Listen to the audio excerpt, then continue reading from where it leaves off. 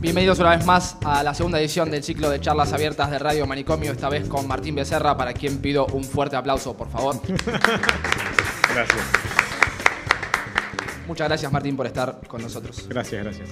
Todos queremos estar en la despedida de Diego Milito, lo sé, pero estamos para hablar un poquito de convergencia, regulación y concentración de medios. Pero antes queríamos sumarnos al esfuerzo que están haciendo la gente de Cultura Unida y al apagón cultural que se sucedió el día de hoy a las 8 de la tarde. Vamos a leer un comunicado.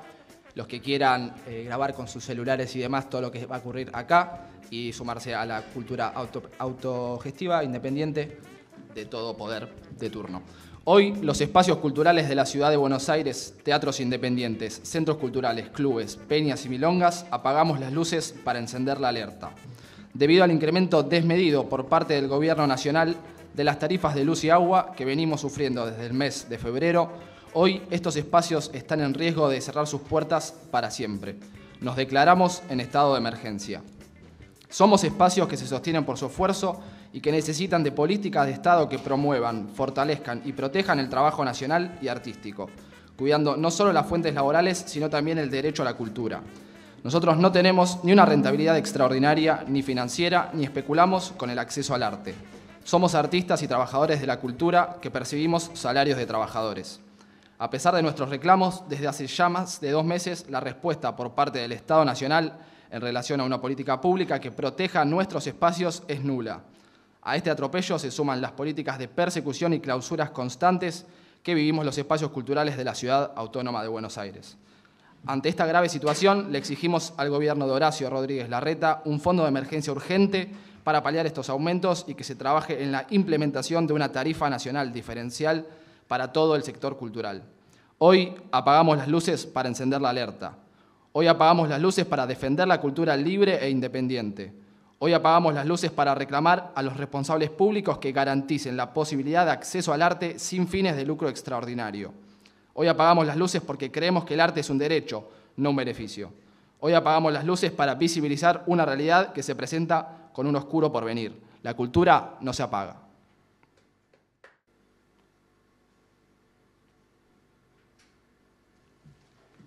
Muchas gracias a todos por sumarse y por estar acá. Muchas gracias, Martín, por venir. Gracias.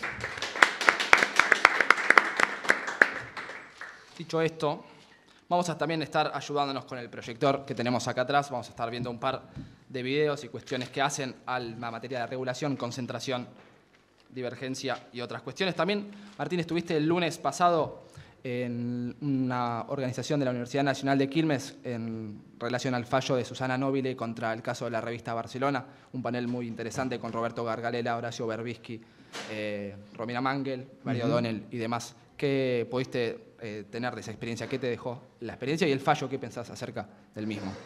Bueno, yo diría que es un fallo en primera instancia, es un fallo que es preocupante, sobre todo porque expresa una concepción de la libertad de expresión bastante limitada, una incomprensión del lugar que ocupa la sátira en la sociedad, que siempre es un lugar constructivo, incómodo sobre todo para personas públicas, que son en general las que son objeto de la sátira.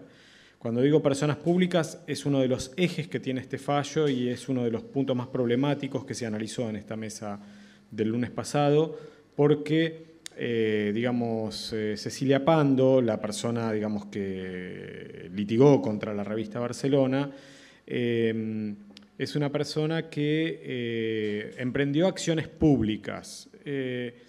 Incluso fue muy interesante algo que dijo Gargarella en la mesa, que es que independientemente de que esas acciones públicas nos parezcan, como a muchos nos parecen, repudiables, o eventualmente no, si no nos parecieran repudiables, igual ameritarían perfectamente ser objeto de sátira, porque son acciones públicas, porque todo lo público amerita que se haga humor sobre ello. No es una persona privada.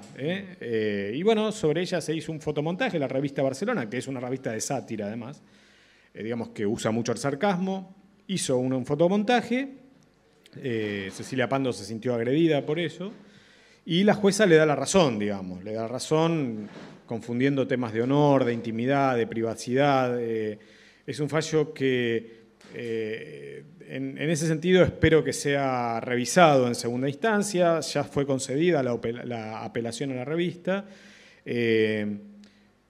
Nosotros, desde el programa de investigación de la Universidad de Quilmes, que convocamos a esa actividad el lunes pasado, la convocamos sobre todo con la idea de que no puede pasar desapercibido en el espacio público que haya un pronunciamiento institucional de uno de los poderes del Estado en un tema que es delicado, que es por lo menos delicado. O sea, creemos que hay que llamar la atención sobre estas cuestiones porque la historia de la censura y la historia de la limitación a la libertad de expresión está plagada de casos a los que uno individualmente probablemente dice, bueno, no es tan grave no es tan grave aquel, y cuando te das cuenta perdiste una buena parte del ambiente de libertad de expresión. Entonces, son casos que yo creo que hay que tomar en cuenta, hay que llamar la atención sobre ellos, hay que provocar el debate público, y esa fue la intención, y fue una actividad súper interesante. La vamos a poner en internet la semana que viene. Incluso le llamó la atención al relator especial de la Organización de Estados Americanos, el señor uruguayo, que no me recuerdo su Edison nombre. Lanza. Exactamente. Sí. Se contactó con vos para poner el ojo en lo que está pasando en la situación argentina. Sí,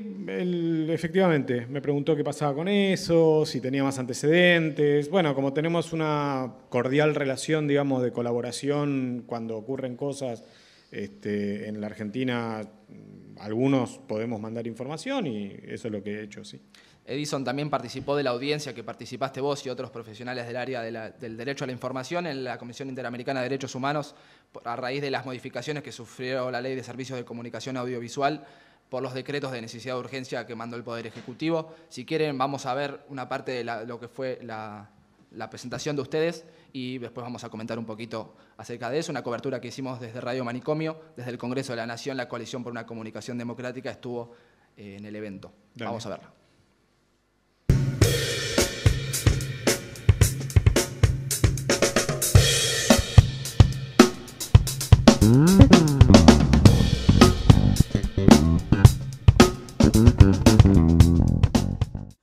La audiencia fue solicitada por el CELS para exponer sobre la afectación a los derechos a la libertad de expresión, de información y a la comunicación producidos por los 3 decretos del Poder Ejecutivo que modificaron la ley audiovisual. El impacto de su anulación por decreto del Poder Ejecutivo ha sido muy alto y las expectativas en esta audiencia son también muy elevadas. Con el pretexto de las falencias en la aplicación de esa ley, que muchos de nosotros hemos señalado en distintas oportunidades, y con la promesa de una futura ley de convergencia tecnológica, se sustituyó un esquema participativo y multisectorial por otro de regulación y gestión puramente estatal, que excluye a la sociedad civil de las autoridades de aplicación y de los consejos federales, cuyos integrantes fueron removidos sin seguir los procedimientos legales que los amparaban. Esta es así una política de hechos consumados, que habilita una mayor concentración en vez de limitarla. La compra-venta de licencias, como si fuera una mercancía que no tuviera relación con la circulación de la información y con el debate de ideas, que son esenciales para una sociedad democrática y su capacidad de decidir libremente sobre su destino, reducen el pluralismo y la diversidad y niegan el derecho a la comunicación a vastos sectores. Primero te quería preguntar un poco qué modificaciones venía a plantear la Ley de Servicios de Comunicación Audiovisual, tanto ella como la Ley de Argentina Digital, en cuanto al contexto que existía en Argentina previo a la aplicación de estas dos leyes. Entendemos que había un decreto ley de la dictadura que era muy polémico, sobre todo en materia de concentración y el tema de la actividad con fines de lucro a partir de los servicios de comunicación audiovisual. Te pregunto un poco por esto, después vamos a pasar un poco a lo que era la ley y a las modificaciones que se plantearon a partir de los decretos. Bueno, efectivamente, cuando se recupera el régimen constitucional en la Argentina en 1983, el régimen legal vigente era, en materia de medios audiovisuales, un decreto ley de radiodifusión firmado por Videla y su gabinete en 1980, Es la ley, el decreto ley 22.285. Es un decreto ley que validaba algo que venía ya ocurriendo con los regímenes legales previos, la operación comercial exclusivamente de los medios de comunicación, es decir, el fin de lucro. Los medios tenían fin de lucro y el Estado podía eventualmente tener medios de comunicación con un principio de subsidiariedad, es decir, que el Estado solo podía tener emisoras de radio y de televisión cuando no hubiera emisoras privadas con fines de lucro operando en esa localidad.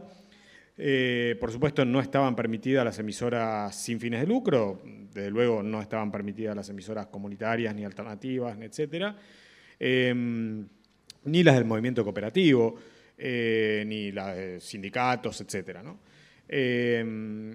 Era una ley, por supuesto, muy autoritaria en materia de contenidos, una ley que establecía condiciones de, digamos, preceptos de respeto a la tradición moral cristiana, una ley muy centralista, cuya autoridad de aplicación dependía no solamente del Poder Ejecutivo, sino que estaba integrada por las Fuerzas Armadas y los servicios de inteligencia del Estado.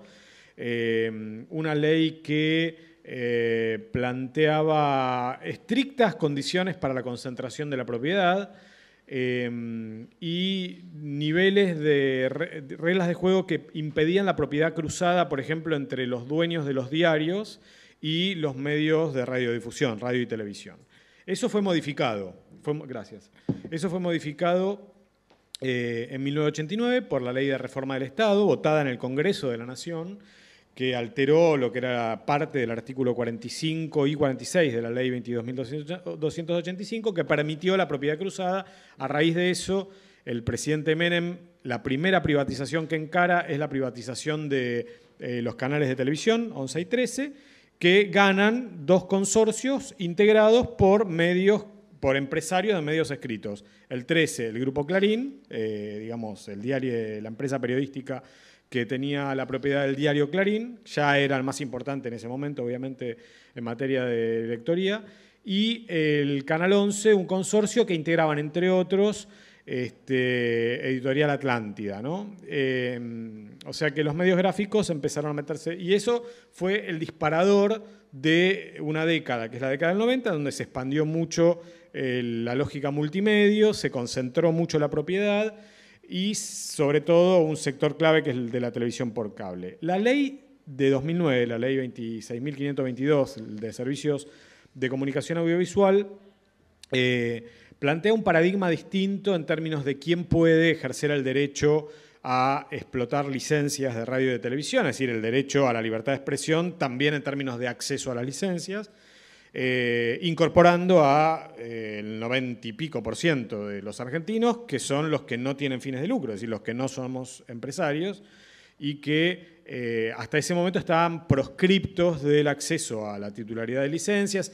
Había habido una reforma de la ley hecha por el Congreso de la Nación a instancia de un fallo de la Corte Suprema de Justicia en 2005, pero que no se había operacionalizado, la política pública no lo había tomado en cuenta. Entonces, bueno, decía, la ley 26.522, la ley de servicios de comunicación audiovisual, cambia ese paradigma, incorpora entonces al sector sin fines de lucro. Hay tres sectores, en consecuencia, con fines de lucro, sin fines de lucro y Estado. El Estado tampoco ya tiene esta presión de que solo puede operar medios cuando no están los privados. Ahora puede hacerlo indistintamente. De hecho, tiene cierta prevalencia a la hora de definir el mapa de medios que imaginariamente la ley de servicio de comunicación audiovisual planteaba, porque el Estado es el único que puede tener en la Argentina licencias de orden nacional. Era el único que podía tener licencias de orden nacional, o sea, Canal 7 puede emitir en todo el país, mientras que un canal privado de televisión de la Ciudad de Buenos Aires solo tiene licencia para la Ciudad de Buenos Aires. Lo vemos en todo el país porque los circuitos de televisión por cable y satélite lo incorporan como señal, pero lo incorporan como señal igual que las señales de Turner o Fox, es decir, claro, no porque sea una licencia abierta. Otro eje importante para mí de la ley audiovisual es que por primera vez en la historia de la Argentina y de buena parte de América Latina establecía que el órgano de aplicación no era formalmente no dependía solo del Poder Ejecutivo, es decir, que sobre 7 miembros, lo que decía Damián Loretti en el video, ¿no? Es decir, sobre 7 miembros el Poder Ejecutivo designaba 2. Es verdad que después, si querés, comentamos cómo fue aplicada la ley. Para mí, mal. Bien. Y en este sentido es un grave error desde mi punto de vista del kirchnerismo no haber respetado ese precepto de la ley que diferenciaba el órgano de aplicación del Poder Ejecutivo Nacional, poniendo un tipo que decía yo soy soldado de la presidenta. Claro. Bueno, eso desnaturaliza lo que uno dice. podría pensar quizás una comisión al estilo de la CONADEP, por ejemplo, de personajes que no estén ligados al poder político de turno, sobre todo entendiendo esta idea de un esquema participativo y multisectorial que trascienda a los gobiernos. Esa era la idea, digamos. Sí, ahora nos metemos en la idea, digamos, del decreto, creo que es 222, el de Néstor Kirchner, cuando establece una nueva forma de designación de los miembros de la Corte Suprema de Justicia, que derivó en una Corte de Justicia que, por lo menos desde, digamos, los últimos 25 o 30 años, fue seguramente la que más legitimidad tuvo, gracias en buena medida que no era una escribanía del Poder Ejecutivo Nacional. Otro eje importante que tenía que tiene la Ley de Servicios de Comunicación Audiovisual, en este aspecto sigue vigente, es la exigencia, digamos, de producción nacional, de producción federal, de producción independiente en los medios de comunicación. Otro eje es que reserva el 33% de las licencias de radio y televisión para el sector sin ánimo de lucro. Otro eje que fue derogado por los DNU de Macri refiere a límites a la concentración de la propiedad, que en mi estimación siempre fueron límites moderados. O sea, la Ley Audiovisual Argentina de 2009 no es una ley talibán, una ley extremista en términos de límites a la concentración. Es una ley, yo diría, bastante moderada, si uno lo compara con leyes que ha habido en la Argentina previas. O sea, con la ley de la dictadura militar era mucho más estricta en materia de concentración de lo que era la ley de 2009. La ley del año 57 de Aramburu, también otro gobierno militar, era más estricta que la ley del año 2009 votada por el Congreso de la Nación. Bueno, eso fue derogado, como decimos, y bueno, crea una serie de instituciones que comenzaron a funcionar con sus más y sus menos, como el Consejo Federal de Servicios de Comunicación Audiovisual, la Defensoría del Público Audiovisual, el Consejo para la Niñez. O sea, hay una serie de dispositivos que en algunos casos funcionaron mejor, en otros no tanto. En algunos casos continúa, la Defensoría continúa, pero el Consejo Federal fue volado del mapa con los decretos de Macri. Entonces, digamos, mi valoración es, se trató de una ley que fue muy innovadora, una ley transgresora en todo el contexto de América Latina. En nuestra región latinoamericana fue una ley muy avanzada que amplió el reconocimiento institucional de derechos para sujetos que estaban carentes de esos derechos, y en ese sentido me parece un logro importante, que fue validada por los 3 poderes del Estado. La votó el Congreso de la Nación, la promulgó el Poder Ejecutivo, y la Corte Suprema de Justicia validó la plena constitucionalidad de la ley en el año 2013, después del litigio que había conducido el Grupo Clarín contra la misma, contra algunos artículos de la misma, los mismos artículos que derogó ahora el gobierno de Mauricio Macri. Una ley, en definitiva, además muy discutida previamente por buena parte de la sociedad civil organizada en estos temas, que no es toda la sociedad civil, pero es una parte de ella, obviamente, y una ley pésimamente aplicada. Vamos a repasar un poco ahora a través de un video del Grupo Clarín, que fue el que más litigios y trabas judiciales puso en el medio para evitar la aplicación de la ley. También es importante esto que decís de que no es que está derogada la Ley de Servicios de Comunicación Audiovisual, sino que a través de estos decretos de necesidad de urgencia se la dejó, digamos, renga, digamos, en sus aspectos más importantes. Hay otros aspectos que igual siguen en vigencia hoy por hoy. Hay aspectos que siguen vigentes, sobre todo los tendientes a la desconcentración y a la participación de los vínculos societarios. Son estos aspectos los que se han modificado. Sí. Así. Vamos a ver un poco el argumento de Clarín, sintetizado por un spot de ellos, y seguimos comentando. La Ley de Medios tiene 166 artículos, pero algunos fueron dictados con nombre y apellido, buscando el control oficial de la información y el debilitamiento de los medios independientes. Por ejemplo, quienes manejan casinos, obras públicas o petróleo, negocios concesionados por el gobierno, pueden tener en su ciudad radios o canales de televisión, pero quienes tienen cable, no. ¿No es paradójico? Los grupos extranjeros, que no producen noticieros aquí, pueden tener todas las señales que quieran en la Argentina, 20, 30 o más. Pero los grupos nacionales, que dan trabajo acá y hacen periodismo acá, solo una. ¿No es sugestivo? Los medios privados no pueden llegar a más del 35% del país, pero los medios estatales pueden cubrir todo el territorio nacional. ¿No es discriminatorio?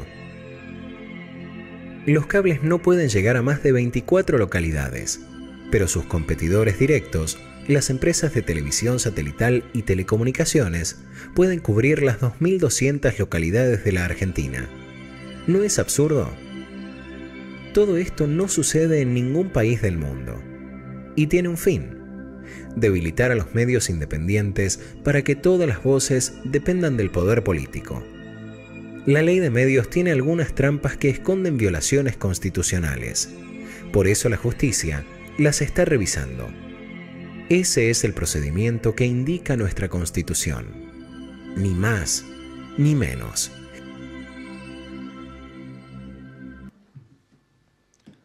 Ahí estaban un poco los argumentos que esgrimía Clarín, un poco contradictorios, sobre todo teniendo las patas y las restricciones judiciales y los recursos que apeló para impedir el pleno funcionamiento de una ley votada por el Congreso y ratificada posteriormente por la Corte Suprema de Justicia. ¿Qué tenés para decir un poco de los argumentos que utilizaba Clarín, en este caso, para rebatir, bueno, esta idea de un ataque a los medios, entre comillas, independientes? Después ya vamos a hablar si existen o no medios independientes.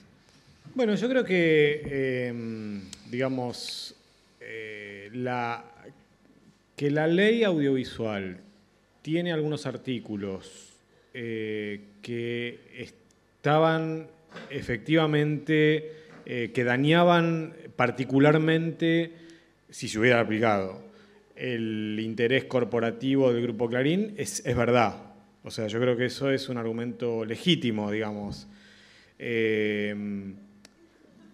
Es cuestión de discusión, es tela de discusión, si fueron escritos con el propósito explícito de desguazar a Clarín o si digamos, dañan particularmente el interés corporativo de Clarín dado el tamaño que tiene Clarín. Es decir, al ser Clarín el principal multimedios, una ley que pretende disponer límites a la concentración, por supuesto que molesta más al más grande multimedios que es Clarín.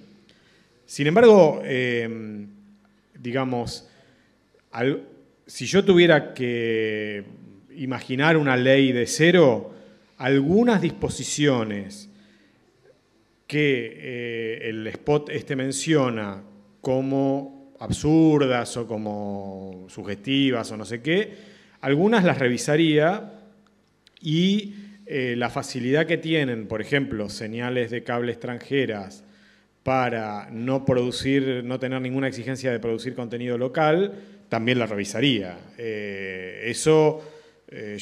A ver, quiero decir, no comparto, desde luego, huelga decirlo, digamos, no comparto el argumento de los medios independientes, no comparto que sea un problema de constitucionalidad, porque la Corte Suprema de Justicia, después de este spot, validó completamente la constitucionalidad. O sea, todo eso no lo comparto.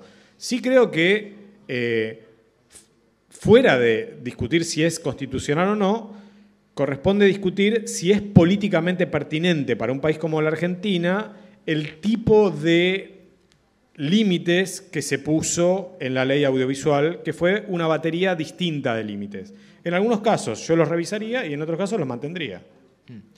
Para hablar un poco de números, ¿no? Digamos, ¿cuál era la diferencia entre lo que establecía la ley en cuanto a regulación y cuál era el caso de Clarín? Digamos, tenemos entendido que hay un exceso no menor, digamos, en el caso de la cantidad de licencias y en lo que era la desconcentración. Sí, Clarín tenía sobre todo un exceso notable en la cantidad de licencias de televisión por cable. Por eso el spot enfatiza ese aspecto, que además es la principal fuente de ingresos para el Grupo Clarín, Cablevisión. Claro. Hay que decir también, porque la historia no es tan caprichosa como se la quiere hacer creer, que esa expansión que tuvo Clarín en televisión por cable se debió a un decreto, mejor dicho, perdón, se debió a una autorización del expresidente Néstor Kirchner que autorizó la fusión de Cablevisión y Multicanal. Es decir, que sin la autorización para que Clarín se expanda en televisión por cable hecha en diciembre del año 2007, el último día hábil de la presidencia de Néstor Kirchner, probablemente Clarín no se hubiera excedido tanto en relación a lo que la ley de 2009 después marcaría. Pero esto es hacer, digamos, una historia en reversa que no corresponde. Lo cierto es que Clarín se excedía con creces porque Clarín tenía entre 220 y 260, según quien la contara, el gobierno o el grupo, pero en cualquier caso tenía muchas más que 24 licencias de televisión por cable, que es lo que la ley establecía. En televisión abierta y radio, Clarín no excedía tanto, si es que excedía en 1 o 2 licencias, o sea, no era grave. Además, hay que contar que con Cablevisión no solamente excedía la cantidad de licencias, sino que excedía el 35% de la audiencia potencial o del mercado de abonados de la televisión de pago, porque para el momento en que fue aprobada la ley, Cablevisión debía estar orillando el 45% del mercado de abonados de televisión por cable. Eso se computa con la cantidad de gente que está abonada al servicio, digamos, no en cuanto a la región. No, exactamente. O sea, es el total nacional de abonados, del cual en televisión de pago Cablevisión tenía en aquel momento el 45%, ahí tiene el 41% más o menos, y solo de televisión por cable Cablevisión superaba el 60%. Entonces depende de cómo considerabas el mercado, en cualquier caso excedía el 35%. Entonces Clarín tenía que adecuarse a la ley, eso es lo que marcó la Corte Suprema, y es lo que Clarín finalmente acepta presentando un plan de adecuación para dividirse en 6 unidades de negocios que el gobierno acepta en un primer momento y 10 meses más tarde dice que no, que ese plan de adecuación era tramposo, que había vínculos societarios entre los accionistas de las distintas unidades que para la ley debían tener separación societaria, digamos. Claro, lo que pasó básicamente fue que agarraron el grupo, digamos, y lo dividieron en 6 partes, digamos, ponele, entre Aranda, Pagliaro, Ernestina Herrera, la prima de Ernestina Herrera, digamos, entre vínculos familiares, sin en el espíritu que quizás tenía la ley, que era que estas licencias definitivamente vayan a medios que históricamente no tuvieron el acceso a estas licencias, digamos, ¿no? Hay una diferencia, si se quiere, entre lo que era el texto de la ley o el espíritu y lo que finalmente, a partir de la ley, se pudo concretar. Yo no estoy de acuerdo con eso. A ver. O sea, para mí, ese plan de división en 6 unidades era formalmente aceptable, tal y como la conducción de AFCA al principio y durante 10 meses lo aceptó. O sea, era formalmente aceptable, digamos. Es cierto que la ley, ninguna ley en el capitalismo, ninguna ley, como lo prueba el caso Enron, o sea, hay miles de casos que comprueban que es muy difícil por ley controlar que 2 empresas, 2 sociedades separadas no establezcan algún tipo de vínculo comercial en un tercer país, por ejemplo. Lo pueden hacer en el futuro y en todo caso es la autoridad de aplicación, la AFSCA, junto con el área de defensa de la competencia, es decir, es el Estado el que tiene que velar porque eso no se produzca y meter sanciones si se produce, digamos. Pero el plan de adecuación que presentó Clarín, y yo me los leí, los de los principales grupos, todos los planes de adecuación, era bastante más admisible que el plan de adecuación de Telefe, que la conducción de AFSCA lo aprobó casi sin mirarlo, diciendo que Telefe no era de Telefónica, que Telefónica no era de España, que Telefónica no era prestadora de servicio público. O sea, diciendo poco menos, ¿viste? Es como decir, yo soy un marciano, digamos. Es decir, no soy Martín Becerra, soy Julia Roberts. No, mirá, o sea, Telefe es Telefe, es española, es prestadora de servicio público. No hay Lola, digamos. Esta diferencia entre la aplicación que también vos señalabas entre más para unos y menos para otros. Esto de Telefónica de Argentina no es de Telefónica de España, por tanto no hay intromisión entre los vínculos societarios. Pasemos un poco, si querés, también a los otros grupos que, si bien se excedían no en tanta cantidad, el segundo grupo que se excedía era el grupo 1, ¿es así? Sí, el grupo 1 también tiene una enorme cantidad de licencias de televisión por cable, menos que Clarín, desde luego, pero también muy grande. Otro grupo y por lo tanto, y también tenía acceso de licencias de radio o televisión abierta, el famoso caso Barbarita Vila, la hija de Grupo Daniel. 1, explicamos para quien no sabe, es Vila Manzano, Vila América, Manzano. La Red. Exacto. Una de las hijas del señor Daniel Vila, que finalmente eso después no fue como al principio se difundió, pero en principio una de las licencias con esta idea de que todo quede en familia, se la iban a ceder a Barbarita Vila, así se llama la hija de Daniel Vila. Es lo mismo que hizo un grupo que se llama el Grupo Aldrey Iglesias en Mar del Plata, que dividió también algunas licencias en las que estaba excedido entre gerentes. O sea, es una línea muy delgada en la que el Estado argentino, que no tiene gimnasia para estas cosas, debería hacer músculo, debería empezar a hacer gimnasia si quiere tener ese tipo de leyes, porque es muy fácil para el empresario, con un Estado bastante bobo en esta materia, distraer un poco la atención y cumplir formalmente la ley sin cumplirla realmente. Otro grupo que se excedía, obviamente, era Telefónica, en cantidad de licencias de aire y en el 35% de la audiencia potencial en aire.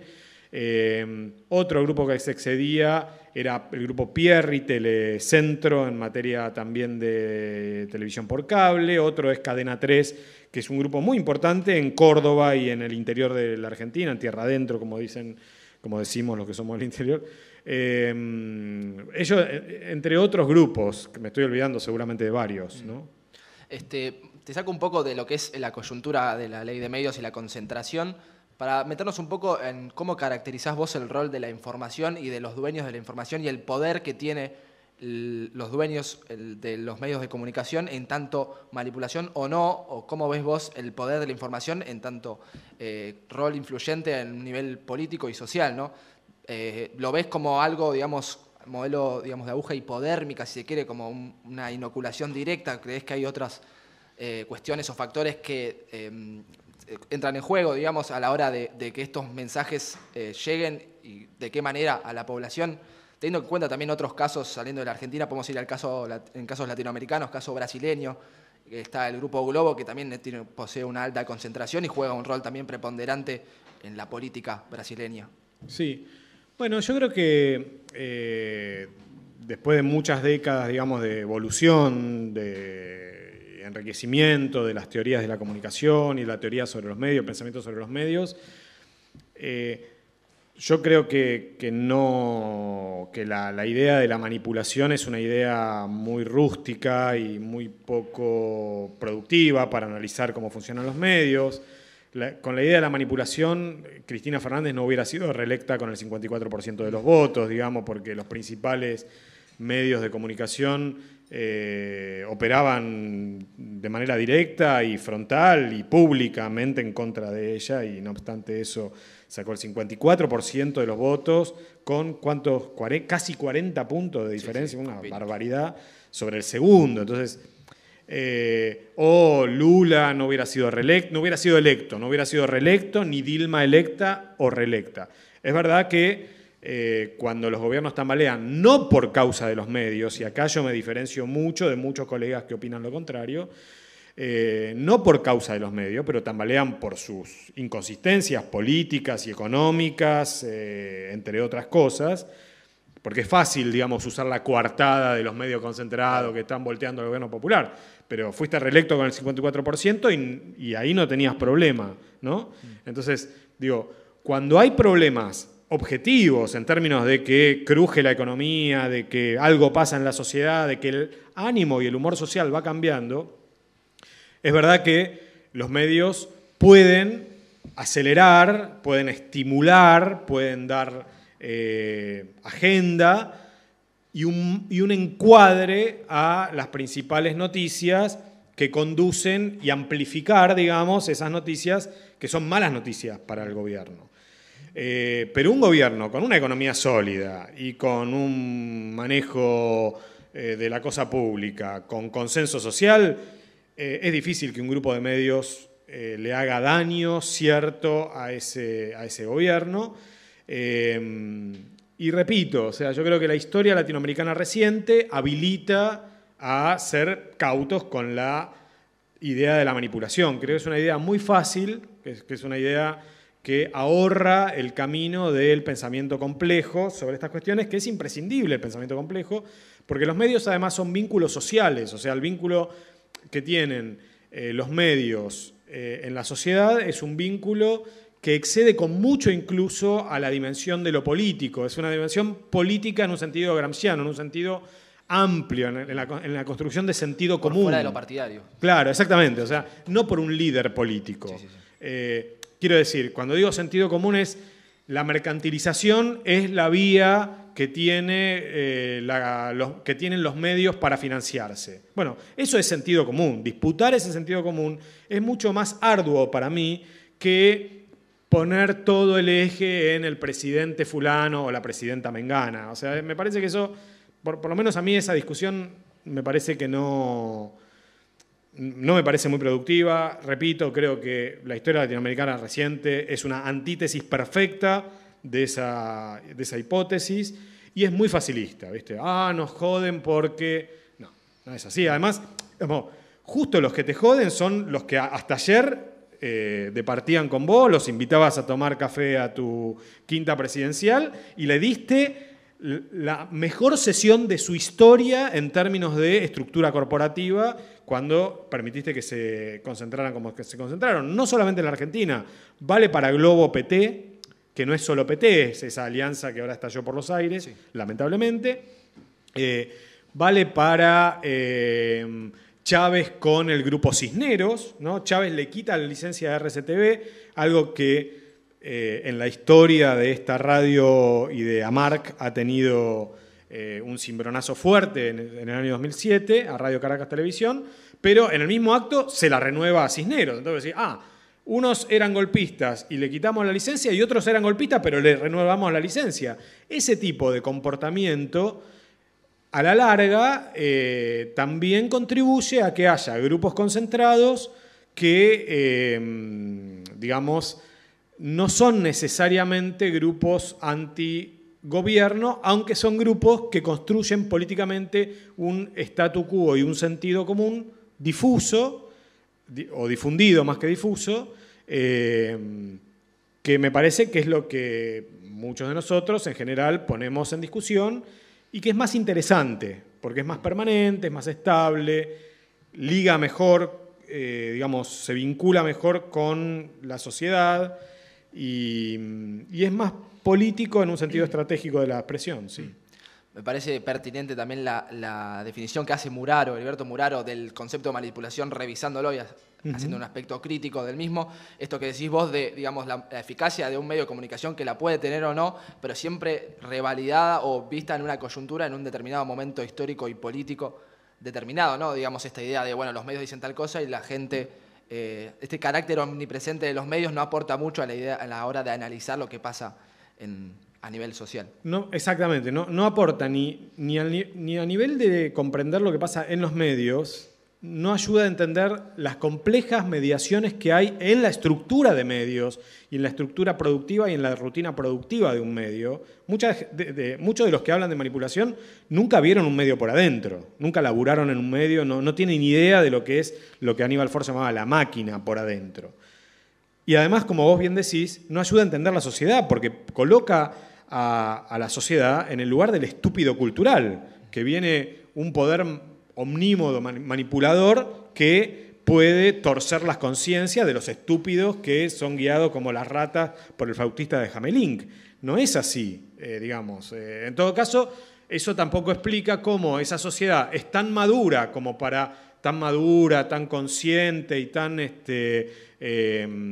digamos, autosuficiente como para votar a representantes políticos que disputan la agenda con esos medios y al mismo tiempo sintonizan la pantalla de esos medios. Es decir, los que votaron a Cristina Fernández en el año 2007 o en el año 2011 son los que ven Telenoche o veían a Tinelli. Es decir, en muchos casos son los mismos y que votaban a Macri en la ciudad de Buenos Aires, simultáneamente.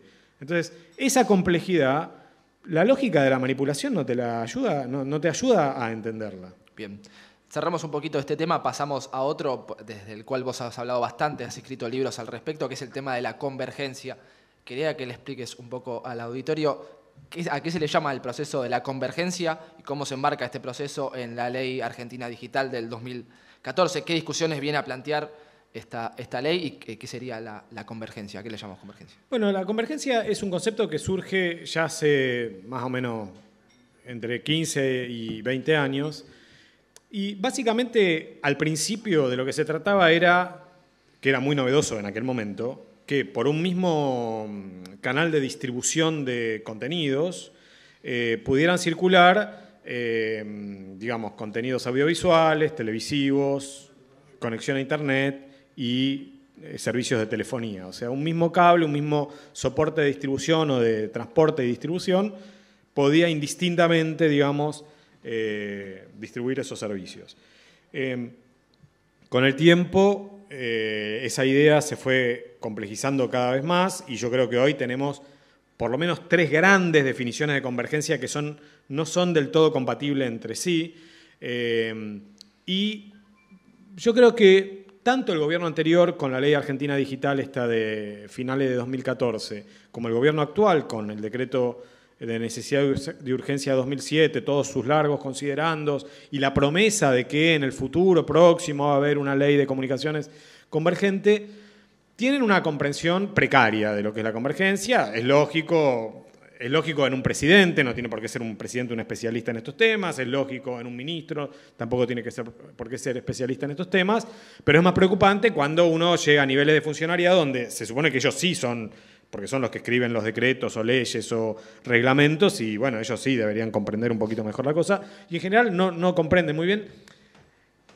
Para el gobierno anterior y para el actual, convergencia significa dar una franquicia a los operadores de telecomunicaciones para que den servicios audiovisuales y a los audiovisuales para que den servicios de telecomunicaciones. Esa franquicia fue total en la Ley Argentina Digital. O sea, la Ley Argentina Digital abrió la tranquera y dijo: pasen muchachos, vos Telefónica podés tener televisión por cable, vos Cablevisión podés dar servicio de telefonía. Esa ley, aprobada en diciembre de 2014 por el Congreso, necesitaba reglamentarse. En el año 2015, desconozco por qué, el kirchnerismo no la reglamentó, con lo cual no tuvo consecuencias prácticas, más allá de algunas decisiones que tomó la autoridad de aplicación creada por esa norma que se llamaba AFTIC, pero no vinculadas al tema convergencia, digamos. El actual gobierno de Macri, con el decreto del DNU 267 de enero pasado, establece que los cableoperadores, primero, ya no tienen límite a la cantidad de licencias, esas 24 licencias de las que hablaba el spot ya no existen más. Segundo, esos cableoperadores pueden dar ya servicios de telefonía. Algunos ya lo vienen haciendo, Pierri con Telecentro, ¿no? O sea, algunos tienen en la capital federal y en el conurbano Telecentro, y entonces tienen el triple play de Telecentro, que es telefonía, cable e internet, banda ancha. Y otros aspiran a hacerlo pronto, Cablevisión, ¿no? Y a las telefónicas les puso una ventana temporal de prohibición de que aterricen en el sector de televisión por cable de 2 años con opción a 3. Esto a las telefónicas les molestó bastante y fue festejado por los grandes cableoperadores, o sea, Clarín o Vila Manzano o Pierri. Pierri no tanto. O sea, los que son medianos y pequeños, de Pierri para abajo, digamos, y hay muchos, 2 años o 3 no les parecen suficiente, porque la historia es esta. Las telefónicas tienen un volumen económico muy superior a la de los grupos de medios. Telefónica, en términos económicos, es mucho más grande que Clarín. Telecom Argentina es mucho más grande que Clarín en términos de lo que factura anualmente. 3, 4, 5 veces más grandes son. Entonces, claro, para un cable operador pequeño o mediano, que la Telefónica, que ya tiene el acceso a tu hogar en, no sé, en Santa Fe, capital, o sea, ya están en el hogar porque ya llegan con el par de cobre, la amenaza de que a través de esa red, mejorándola técnicamente, porque ese par de cobre no le sirve para dar todos los servicios juntos, Telefónica te brinde un paquete a un precio muy competitivo de cable, internet y telefonía, bueno, al cablero local lo espanta, o sea, lo preocupa mucho, y entonces ellos quieren que no sea una prohibición de 2 años, como dice el DNU, sino que sean 5 o 10 años de prohibición. Bueno, ahí empieza a jugar todo un aspecto que para mí el gobierno actual hasta ahora ha subestimado, que es el de los conflictos entre actores de la industria. Ya no estamos hablando de los que tienen o tenemos una perspectiva de defensa de la lógica sin fines de lucro. No, incluso los que tienen fines de lucro. Clarín versus Telefónica, Turner versus alguno de ellos. Los cableros chicos que tratan de que AT&T no aterrice, digamos, esos conflictos son conflictos que son los conflictos que hoy están determinando el sentido de las políticas en esta materia. Es muy claro ver los artículos del DNU para quién fueron hechos, digamos. O sea, el interés corporativo está desnudo, yo diría, en esos artículos. Y bueno, desde mi punto de vista, capaz que tengo una mirada cándida al respecto, es imposible que satisfagan a todos. O sea, digamos, creo que la idea del gobierno con el DNU 267 fue restaurar condiciones regulatorias que existían en la Argentina hasta la asunción de Cristina Fernández, o sea, hasta el mandato de Néstor Kirchner incluido, que eran condiciones muy favorables para los grupos concentrados de telefonía y de audiovisual. El problema es que el sector, lo que se llama el ecosistema digital, ya no es el de 2008. O sea, en 2008 todavía las barreras artificiales entre estos dos sectores regulatoriamente se sostenían. Hoy no se sostienen, hoy es tapar el sol con la mano, porque, digamos, hoy estas redes, digamos, hoy un gobierno puede sostener una barrera artificial regulatoria entre estos dos sectores, telecomunicaciones y audiovisual, pero en el medio se le cuela Netflix, se le cuela WhatsApp, o sea, en el medio aparecen otros que van restándole renta y que son percibidos, no digo que lo sean, son percibidos como parásitos por parte de los actores de telecomunicaciones y de audiovisual, y ese es un quilombete que es muy difícil resolver en una regulación. Sí. Exacto. Traías Netflix, traías WhatsApp, vamos a pasar un poco a esta idea, a esta dicotomía, ¿no? Analógico versus digital, ventajas y desventajas de algo que también, como decís vos, tiene un carácter inevitable y nos afecta en los consumos informativos. También nosotros desde Radio Manicomio intentamos sumarnos o entender esta nueva lógica que se está llevando a cabo con este tipo de cuestiones, con trascender el horario radial, sobre todo teniendo en cuenta de que la gente que efectivamente nos puede escuchar y debido a los patrones de consumo que se están dando cada vez más los martes a las 6 de la tarde, es muy poca o sería menor respecto a la gente que, y por la dispersión misma de los contenidos y el alcance y la gerencia de contacto más cercana que plantean las redes sociales, esto de utilizarlas como un medio de comunicación más, un medio de información más. ¿Qué ventajas ves con respecto o desventajas de lo digital respecto a lo analógico?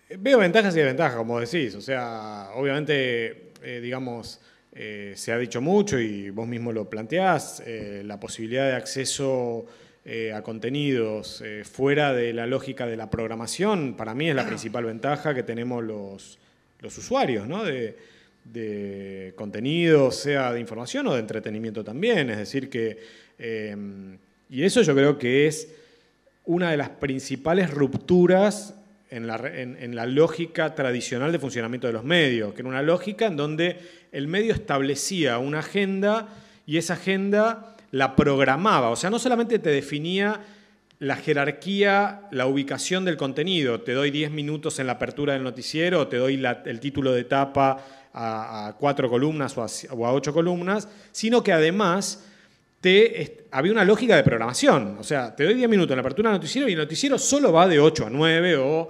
el diario solo sale por la mañana, ¿no? Bueno, eso se rompió primero la lógica de la programación y se está rompiendo, es lo que hace Facebook, que les dice a los medios, vengan, o sea, yo puedo como Facebook embeber todos los contenidos, pero claro, el medio de comunicación pierde la lógica de la jerarquía editorial. O sea, capaz que viste, esto lo hacen los colegas Eugenia Milchestein y otros de MESO, que es un grupo de investigación que tienen en la Universidad de San Andrés, que comparan el hueco que hay o el abismo que existe entre lo que los usuarios priorizan como contenidos por cantidad de clics en portales de diarios online y lo que el diario jerarquiza en las primeras noticias que te pone. En el diario La Nación, por ejemplo, es evidente que los contenidos más visitados suelen ser los que están abajo, que son los de espectáculo, farándula, deportes, que son los contenidos que en verdad más son visitados y más cliqueados por los lectores, audiencias, usuarios. Bueno, capaz que para la Nación es más importante decir que el ministro Aranguren o, ¿no? Digamos, otro tipo de lógica editorial. En la medida en que Google o Facebook sigan avanzando en capturar contenidos y jerarquizarlos con la lógica del algoritmo de Google o de Facebook, el señor director o jefe de redacción de cualquier diario va a ver amenazada su función, porque la jerarquía editorial te la está metiendo el algoritmo, que no es una máquina únicamente, es también político, pero es otro tipo de politicidad, digamos, que tiene. De modo que yo veo ventajas, veo obviamente amenazas sobre el funcionamiento tradicional de los medios, para la privacidad, para, digamos, los derechos que tenemos como usuarios. También hay desventajas en el sentido de que la posibilidad de almacenamiento monumental, gigantesco, de información y de datos tuyos, que tiene cualquier empresa que te presta servicios de información, sean las telefónicas con el teléfono móvil, o sea Facebook o Google o cualquiera de ellas, o Netflix, acerca de tu comportamiento, que no es solo tu comportamiento con Netflix, es tu comportamiento, ¿no? Bueno, eso, por supuesto, lleva a una alerta que nos conduce a la literatura tipo Deleuze, Foucault, digamos, de la sutileza que tiene la sociedad de control, que no es la sociedad disciplinaria clásica, digamos, no es el reloj en la fábrica, porque uno internaliza el control en la medida en que es un password. O sea, es a partir del password, vos, digamos, sabés la cuenta de home banking que visitaste, el contenido de entretenimiento que viste, si tuviste encendido o no el celular en determinado momento del día, cuáles son, por los cruces, por la geolocalización, los lugares por donde te moviste, eventualmente las conversaciones que tuviste, los contactos con los que bueno, etcétera, ¿no? Digamos, eso es un experimento desconocido en la historia humana en términos de control y de acumulación de datos para el control. Está bueno también verlo, no todo blanco o negro, me parece que nada está pertinente analizarlo en blanco o negro, sino todos estos grises están buenos para analizar. Te traigo otro ejemplo, por ejemplo, en lo que es Asia, lo que fue la primavera árabe, por ejemplo, se manejó mucho y se fogoneó y se armó en materia de redes sociales, digamos, lo que fue Twitter, se voltearon presidentes, dictadores de hace más de 40 años que estaban, entonces también tiene todo este carácter positivo de interconexión, no en un sentido de McLuhaniano, de, digamos, la sociedad, la tribalización, ¿no? Como que todos a través de las tecnologías podemos ser todos felices y democráticos, ¿no? Teniendo en cuenta todas las asimetrías de clases que también están metidas en las tecnologías, ¿no? Pero permiten, a partir de esta cuestión de la cercanía o de la interconexión entre puntos recónditos o alejados del planeta, y mismo entre la gente que está en el mismo lugar, trascender las fronteras de la comunicación tradicional. Sí, yo creo que hay dos temas ahí. tomo el último que mencionabas, que me parece que es un punto interesante. Digamos que quienes son activos y se organizan pueden aprovechar ciertamente las tecnologías digitales para potenciar esa organización. No creo que las tecnologías digitales reemplacen la organización, ¿no? Es decir, digamos, donde hay una revuelta, donde hay una crisis política y hay un aprovechamiento de tecnologías digitales o de redes sociales digitales, digamos, es porque también hay redes sociales no digitales. Claro. O sea, porque hay articulación social y hay organización social y, como digo, obviamente las tecnologías digitales pueden estimular y potenciar. Después está lo obvio, que es que hay conversaciones de carácter global que en general, digamos, están circunscritas a ciertas élites, digamos, no es masivo eso. Y acceso a contenidos que no siempre, viviendo en el culus mundi como vivimos nosotros, no siempre eran tan accesibles, eso también es cierto. Pero no sé si eso termina siendo un aprovechamiento masivo, francamente. Digamos, ahí tengo la desviación, si querés, de, bueno, hablo como investigador y efectivamente logro acceder a materiales que era muy difícil acceder antes. Pero, bueno, no puedo replicar mi experiencia como la experiencia de la masa, digamos, ¿no? Sumo también algo que decía María O'Donnell el lunes pasado, que era esto que uno quizás a través de las redes sociales piensa que dialoga con todo el mundo y que incluso con gente de posturas antagónicas a las nuestras y plantea un debate enriquecedor, digamos, y plantea un estudio que se había hecho en una universidad que no me recuerdo. No, Ernesto Calvo, sí, es un politólogo argentino que labura en Estados Unidos. Que decía que que prácticamente uno charla y dialoga y se interconecta en redes sociales con los grupos afines, mayoritariamente. Ajá, sí. ¿Es así? Sí, las redes sociales digitales suelen ser más endogámicas que las redes sociales no digitales. Esa es toda una curiosidad, que hay un autor, un viejo un autor viejo y un viejo autor, digamos, para mí muy querido, que se llama Tomás Maldonado, que lo vemos en la materia en la UBA, que se llama Crítica de la razón informática, el libro que él tiene.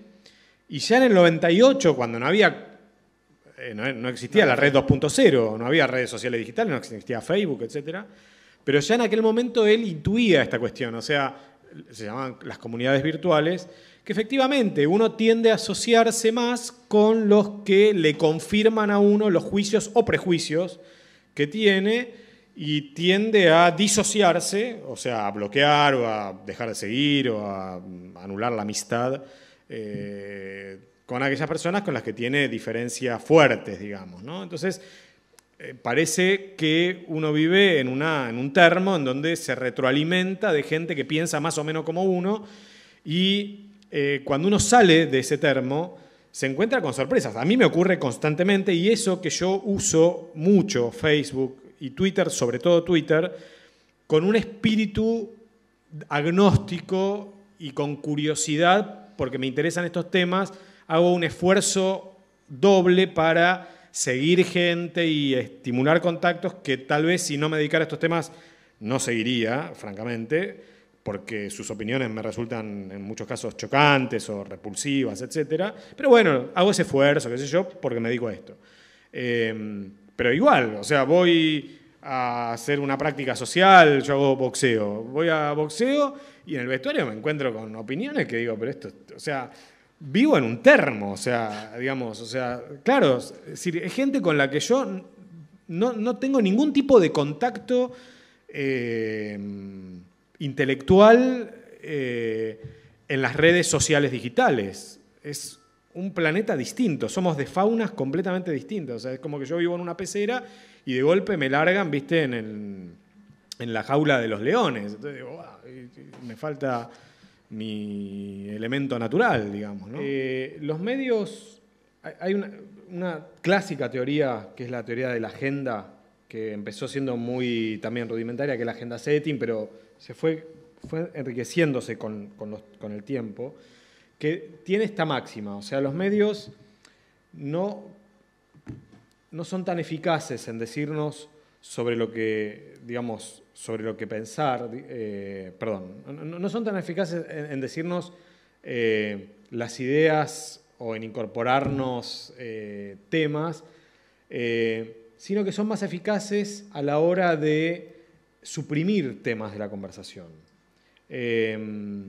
Digamos, yo creo que hay más coincidencias en el conjunto de los medios, tomando los medios que uno podría considerar más mainstream y que considera que son más cercanos al gobierno de Mauricio Macri, y los medios pocos que queden que son más bien opositores o que eran más bien cercanos al gobierno de Cristina Fernández. Yo creo que hay más coincidencias entre estos medios respecto de lo que no publican que coincidencias en lo que sí publican. A eso voy con esta idea de la teoría de agenda, ¿no? O sea, los silencios de los medios son muy elocuentes y en general las opciones más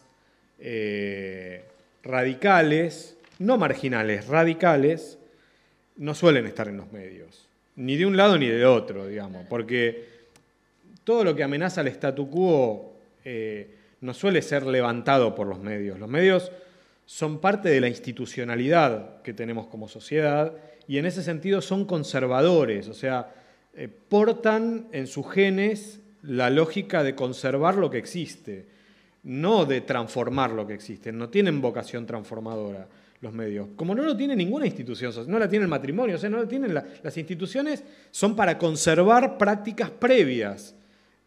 ¿No? Por eso, como dicen cuando te casás, hasta que la muerte los separa, o sea, la idea de conservar lo que existió, ¿no?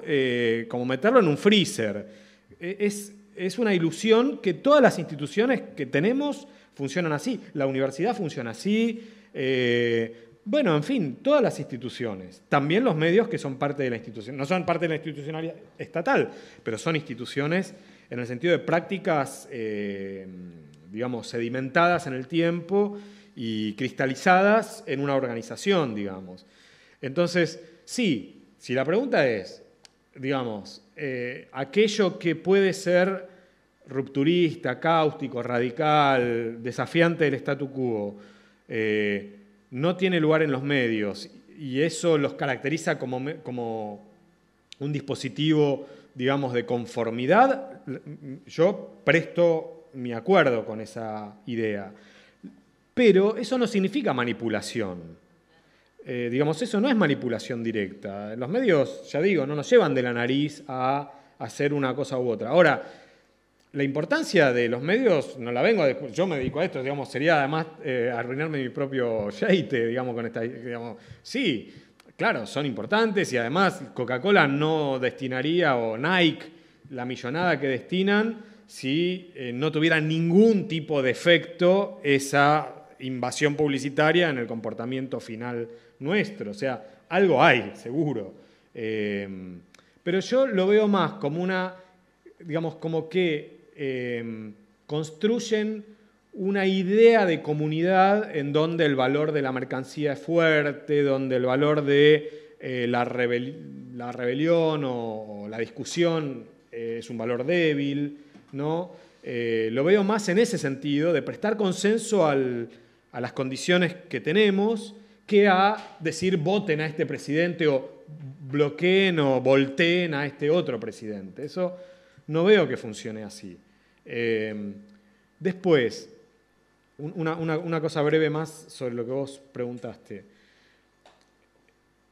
Si uno analiza el desempeño de Clarín y La Nación solamente, desde el 10 de diciembre en que asumió Mauricio Macri la presidencia, yo veo diferencias en el tratamiento. Es decir, el otro día tuve que estar toda una mañana, por una X razón, viendo TN, ¿no?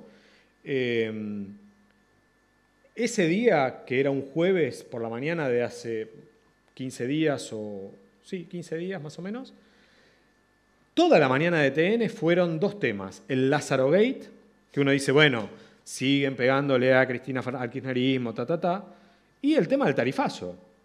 Y el tema del tarifazo era los cronistas de TN en las verdulerías y en los supermercados diciendo, señora, señor, ¿le parece que aumentó mucho? O sea, metiéndole el micrófono y dándole minutos y toda la mañana meta tarifazo y meta Lázaro, ¿no?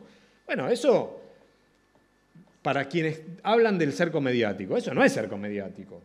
Después uno podría tratar de explicarlo o ensayar una explicación diciendo el Grupo Clarín está negociando, presionando al gobierno por el tema del fútbol, ¿no? Ok, pero guarda que a un gobierno no le gusta que le hablen de tarifazo durante toda la mañana en uno de los canales de noticias más vistos, ¿no? Yo a La Nación la veo con una línea editorial mucho más oficialista, decididamente oficialista, sus principales columnistas, sus editoriales son un esfuerzo permanente de argumentación de por qué lo que hace el gobierno es bueno. No obstante, hay algunas notas que también son críticas. Y no podría decir lo mismo de algunos medios de Spolsky en el gobierno anterior. No encontraba una nota crítica, o si encontraba era en un esfuerzo olímpico de algún buen periodista que trataba de colar algo, digamos. Página 12 se permitía la crítica a Cristina Fernández en Berbisky, o sea, en los columnistas más consagrados que, como son parte ya del Star System, digamos, de los columnistas políticos de nuestro medio, ellos no sufrían las eventuales consecuencias si las tenía dentro de la redacción de la dirección del medio, porque tienen mucha autonomía por el nombre que ellos tienen y el prestigio que tienen. Pero otros periodistas no podían hacer lo mismo, no podían decir hay presos sin condena que son el 70% de la población carcelaria en la provincia de Buenos Aires, eso es un atentado a los derechos humanos. Muchos no decían eso, ¿no? Delicada, ¿no? Porque este sector tuvo una conquista legal fundamental con la Ley de Servicios de Comunicación Audiovisual y una muy paupérrima aplicación de la norma en relación a esa conquista y a lo que prometía, ni hablar de los discursos hiperbólicos de la democracia Sarasa, ¿no? O sea, pero no hablo de discursos, hablo de lo que la ley dice. La ley dice 33% de la reserva del espectro para el sector.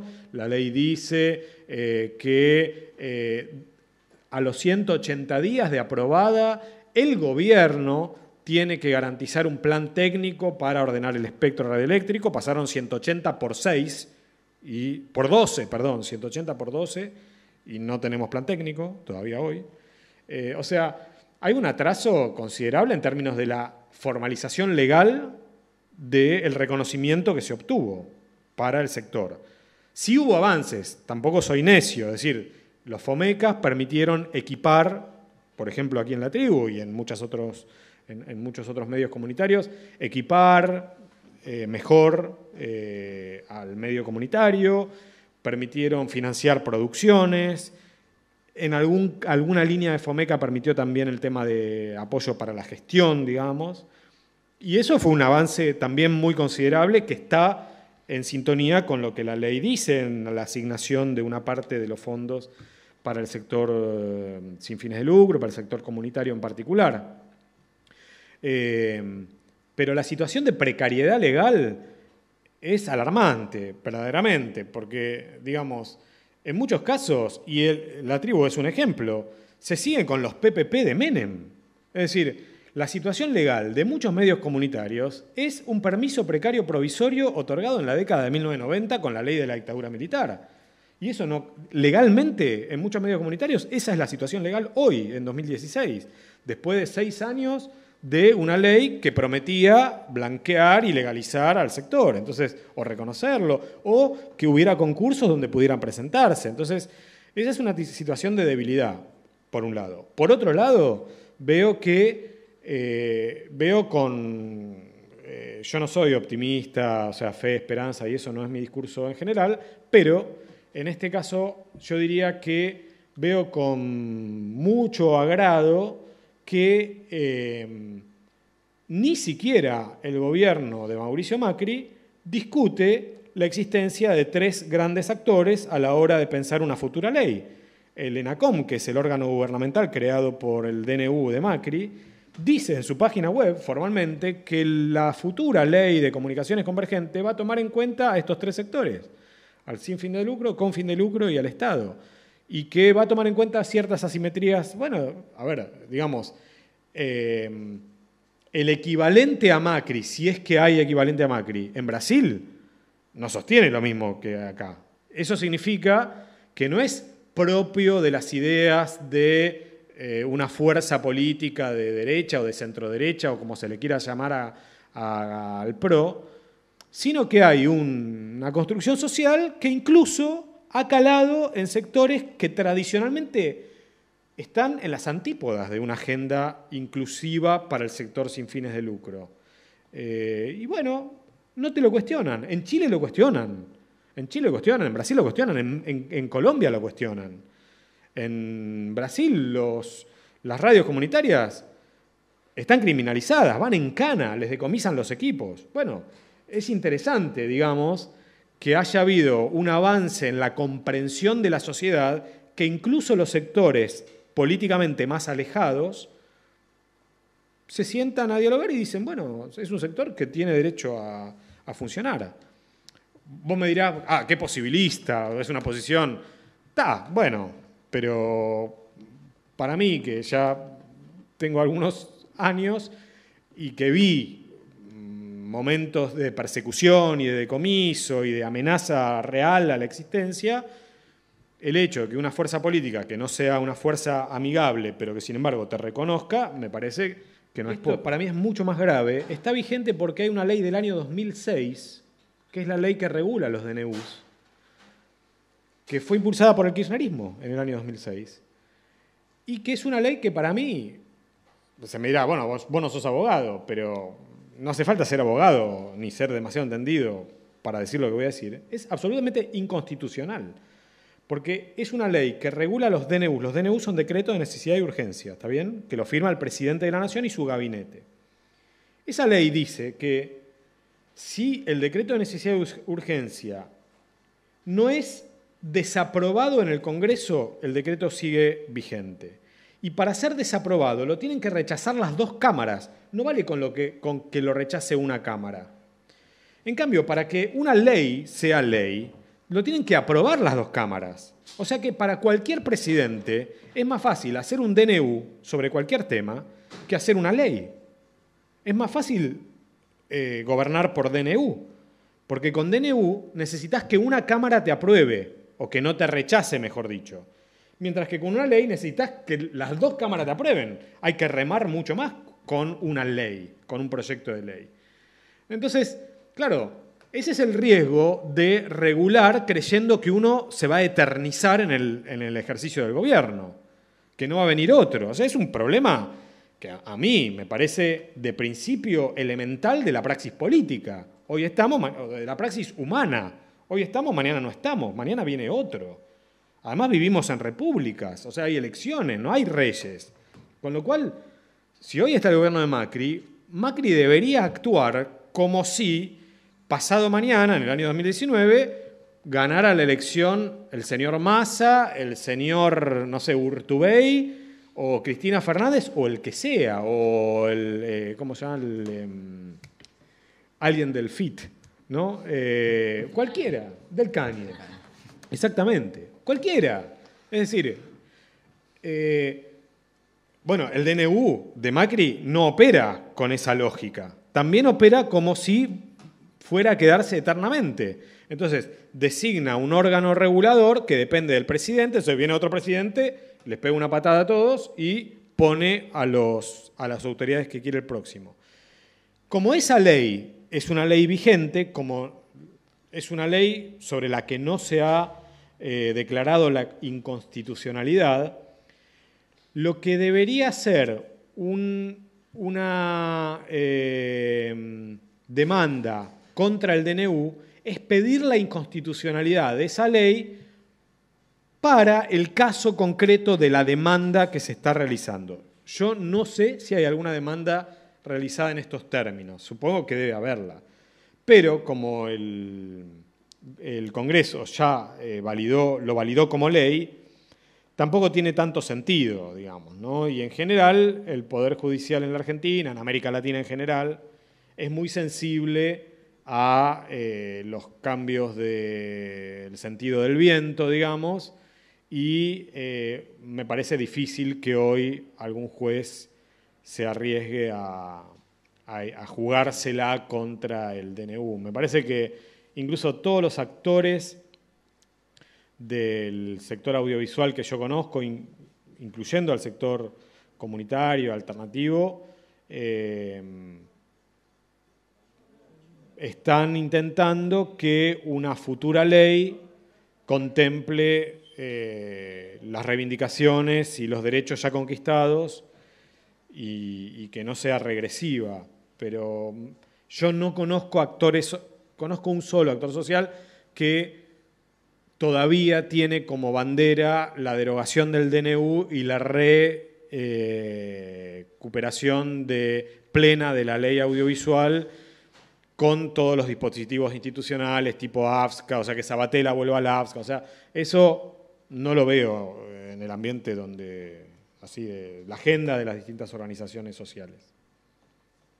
Buenísimo. Bueno, antes de terminar les quiero recordar que va a haber una gorra materializada en forma de olla, si puede ser desde el espacio del bar. Para el que quiera colaborar lo va a poder hacer. Muchas gracias, Martín, por participar de este ciclo de charlas abiertas. Estamos un poco atrasados con el señor De Luca con la charla con Darío Steinreiber. Vamos a subirla también. Esto se va a subir a las redes sociales de la página de Radio Manicomio, también en redes sociales tribales. Les agradecemos muchísimo a todos por venir. Espero lo hayan disfrutado. Muchísimas gracias.